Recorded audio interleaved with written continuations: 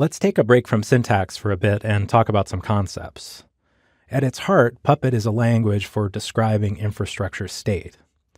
The Puppet agent makes this real, but you can also visualize Puppet code as a graph. This is what's known in computer science as a directed acyclic graph, or DAG, and it's the heart of how Puppet makes sense of your infrastructure. The name sounds confusing, but it makes sense if you unpack it.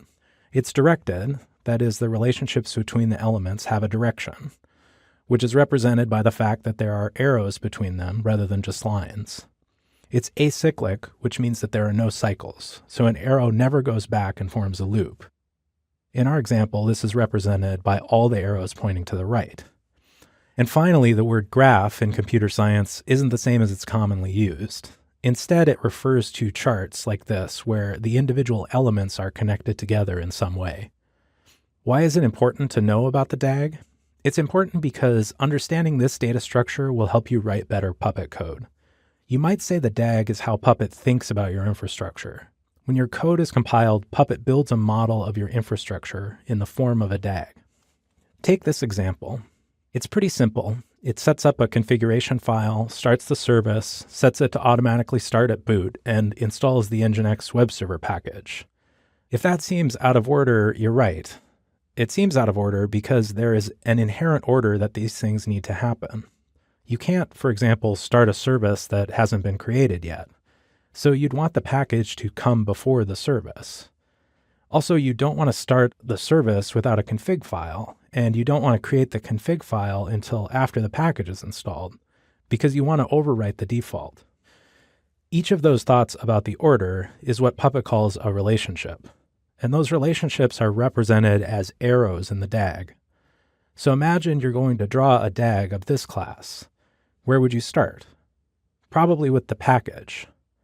After that, you'd want an arrow to the file, and finally the service. If you wanted to be really thorough, you might even add this arrow from package to service.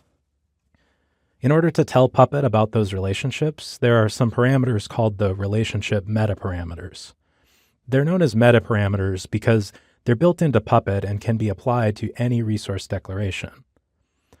Since the creator of the resource doesn't need to do anything to support these, they're called metaparameters instead of parameters. To fix our code so that the order is right, I've used the require metaparameter. Then there is some new syntax. The name of a resource type with a capital letter and then a string enclosed by square brackets is a special syntax in Puppet. Basically, it means look in the rest of the code and find the thing with this name. So you can think of it as kind of a lookup. This syntax is used elsewhere in more advanced ways, but it follows that basic idea. It's a way of finding another bit of code that you've defined. Require just means that the resource reference has to happen before this one. Instead of require, we could have used subscribe. This sets up the same relationship but adds one difference. When using subscribe, it means that every time one resource changes, anything that's subscribed to it will be triggered when Puppet runs. In our example, it would make sense to use subscribe for the service. That way, anytime we update the config file with Puppet, the service will also restart to pick up the changes. You can also define these relationships the other way around. Instead of saying that a resource requires another, you can say a resource is before another. So in our example, we would set the before parameter on the package so that it happens before the file. And instead of subscribe, we would use the notify parameter. In this case, we'd set the file to notify the service anytime it changes.